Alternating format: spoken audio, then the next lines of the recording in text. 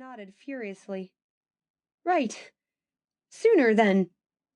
Tomorrow, maybe? Tomorrow. He'd promised Melissa he'd take her out, but maybe he could come by afterward. It had to get done, like it or not. Brittany would kill him otherwise, and after surviving 10 years of service, including several year-long deployments, he really didn't want to go out because of a 5'2" woman with a grudge.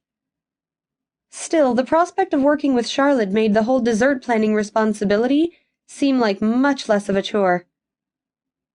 Tomorrow sounds good. Too good, unfortunately. He didn't have time for this.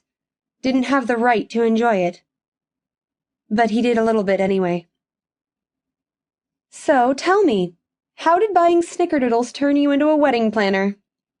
Melissa shook her head, silky dark hair swinging below her chin, and laughed, that easy musical laughter that used to come so easily. The laugh reminiscent of a few years ago, before life got so complicated, before everything changed because of one rainy night and one bad decision on his part. Will reached forward and tucked the blanket tighter around Melissa's feet, covering her toes that peeked out from under the edge of the fringed quilt. Sitting with her here, both of them on the couch, surrounded by pillows and snacks, almost made him forget she was paralyzed. Almost. The wheelchair by the edge of the sofa was a stark reminder, as was the lower placement of the light switches on the wall, and the ramp he'd built to the front door. Not the wedding. Knock on wood. Just let Adam get that idea next. He definitely didn't need his best friend getting any crazy matchmaking schemes. Only the wedding cake. And the other pre-wedding events, which apparently involved even more desserts. But he wouldn't think of all that yet. Charlotte could help figure that out. You know the cake is like the secondary star of the show, right? Next to the dress. Melissa nibbled another bite of her cookie, then pulled it away and studied it. Are you trying to make me fat, by the way? It's not like I can go jog this puppy off my hips. She grinned, her bright green eyes twinkling. But Will was reminded once again that her handicap still bothered him a lot more than it bothered her. But that's because she didn't have the guilt of it weighing on her shoulders, a constant shadow by day and heavy ache by night. He shifted on the couch, simultaneously glad she could joke about it, but wishing she wouldn't. It was awkward. It hurt. He couldn't fix it. Growing up, he'd fixed all of Melissa's problems. That's what a big brother should do. Broken doll? Superglue.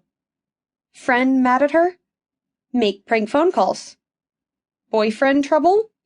Fistfight in the parking lot. It was always easy. But this...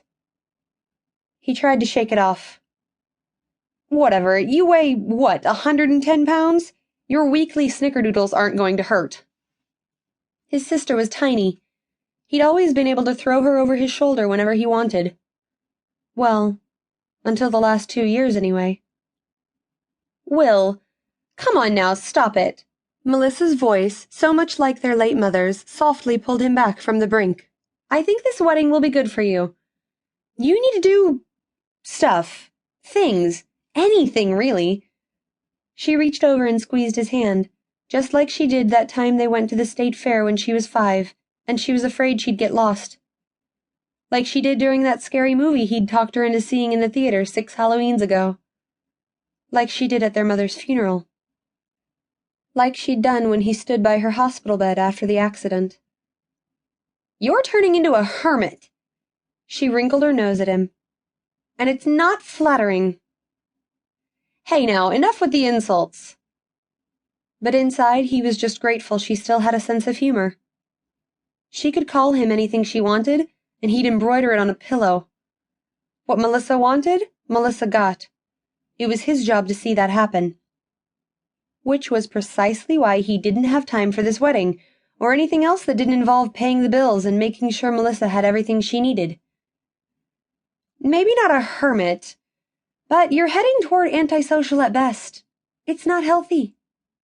She settled back against her nest of pillows. You don't even work anymore.